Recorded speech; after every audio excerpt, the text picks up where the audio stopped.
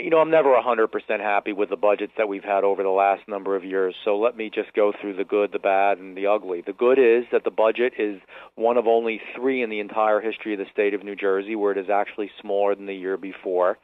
The good is that there are no brand new taxes or fees in it. The good is that basically it was done not only on time, but over a week early.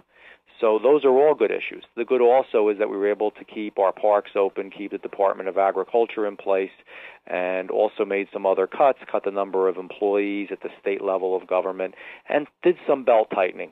That was very good.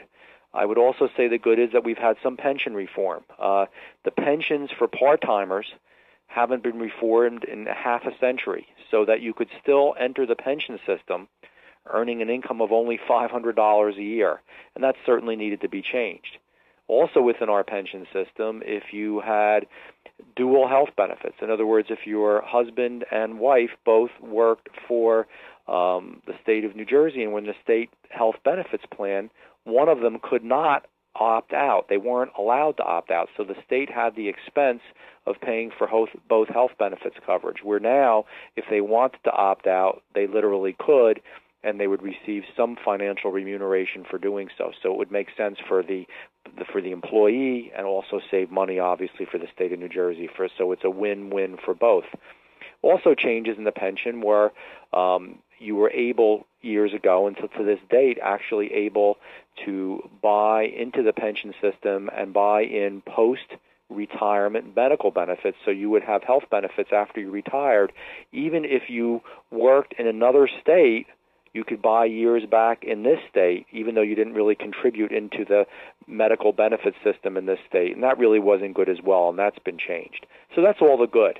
I would say the bad is that obviously municipal aid is not where it should be for local towns and municipalities, and certainly that concerns us.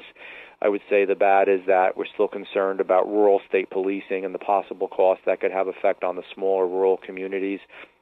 And the bad might be that we're going to have, continued concerns with the cost of charity care and the fact that we couldn't fully fund charity care to our hospitals.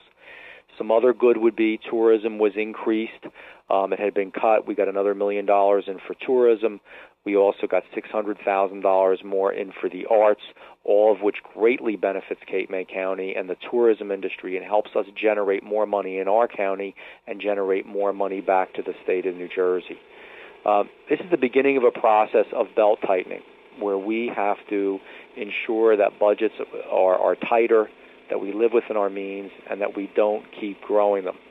I voted against new debt. They did have a $3.9 billion bond issue for new schools in the state of New Jersey, particularly in Abbott districts, and I do not believe in having more debt without voter approval. I believe we need to have voter approval first, and that's why I voted against that. And if we were to finally get to what I would say would be the ugly, in a sense, would be that we went into more debt in the state of New Jersey, $3.9 billion for new school construction. The goal of new school construction is a very worthy goal. The process is very faulty when you borrow money without voter approval, and the fiscal condition of the state of New Jersey is even worse. So I believe we should stop doing that, and in fact, we did move forward legislation, which I am a sponsor of as well, that would not allow this type of debt in the future without voter approval.